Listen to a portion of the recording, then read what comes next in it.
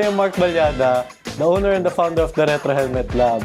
So we carry various classic motorcycle helmet brands like AMZ, and we carry other brands like Cardo, Grip, and other Vespa accessories and shields.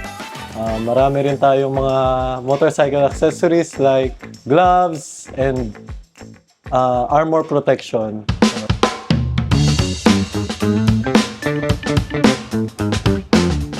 Way back mid-2020, na-introduce ako sa motorcycle.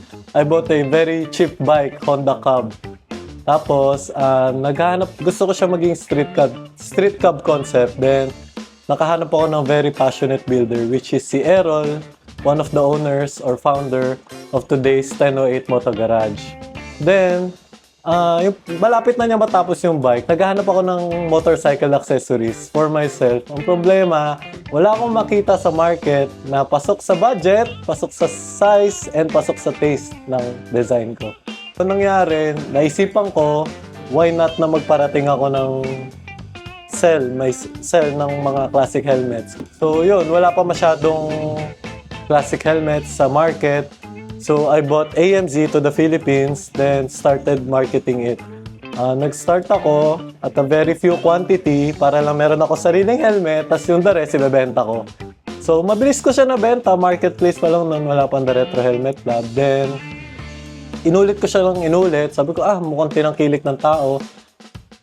Benta ko, tapos order ulit ako, benta ko, tapos hanggang sa dumami ng dumami, and the cycle goes on. After a few months, nagkaroon na ng The Retro Helmet Lab, September 2020, I started it and make it official na talaga. Then, naging medyo seryoso na ako sa scene. So, dati kasi parang trip-trip ko lang to. Hobby lang, yung motorcycle talaga.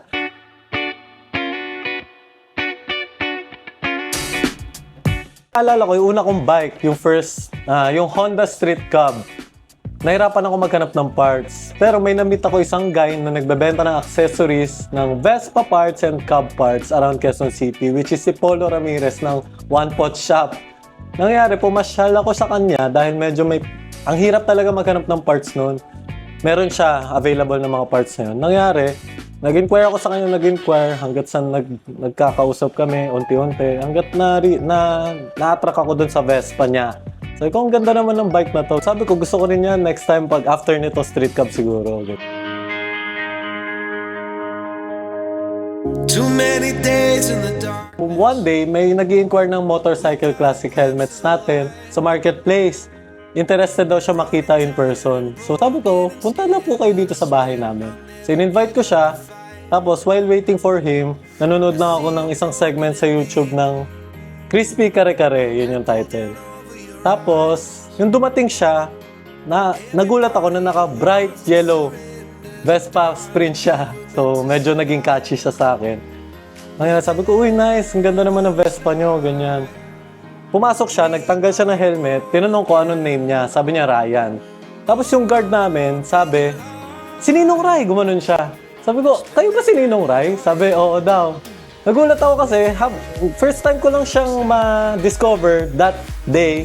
Tapos nanonood ako, pinapanood ko na siya, tapos mamaya nandiyan na siya sa harap ko. Tapos yun, nangyari, nagkwentuhan kami about Vespa, tinanong niya sa akin bakit gustong-gusto niya yung Vespa. Sobrang happy daw siya sa Vespa niya. So medyo naging intriga rin siya sa akin. After nun, sure na ako, sabi ko pag-iipunan ko tong motor na to kasi para sa akin medyo expensive siya that time. So yun, after a few months, may inalok sa akin si Polo na tumawag siya or nag-chat siya sa akin. Sabi niya, Mark, meron ditong Vespa Primavera na black. Baka interested ka. Sabi ko, sige, pasyalan ko dyan. Tapos yun, yung nakita ko yun, sabi ko, grabe, ito na yun. Tapos site na to, ganyan. Kukunin ko na to. Sobrang happy ako, yun. Yung nangyari, si Polo yung isa sa pinakauna nag-introduce talaga sa akin sa community ng Vespa. After ilan weeks lang ata, in-invite na niya ako. Sabi niya, Mark, sama ka sa amin, ganyan, ride. Doon ko na-meet yung Jesus family. Punta kami ng Angat ata yun. Sobrang na-enjoy ko siya. Sabi ko, grabe, ganito pala yung feeling na ang ganda. Nagkaroon ako ng very iconic bike. We are inviting you to visit the Retro Helmet Lab inside the 1008 Moto Garage. Nandito kami sa loob, around Sampaloc, Manila. Operation hours namin is around 11 a.m. to 7 p.m.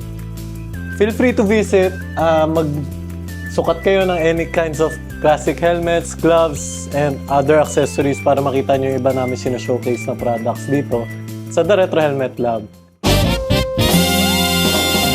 So, I would like to give thanks sa mga sumuporta sa The Retro Helmet Lab. Unang-una, syempre sa family ko. Tapos, yung Jesus family, grabe. Dahil sa nangyaring ito mismo. And syempre, sa 1008 Moto Garage family and sa ibang naming friends into motorcycles din. Sobrang big shout out sa inyong lahat. Thank you so much for supporting us. Thank you!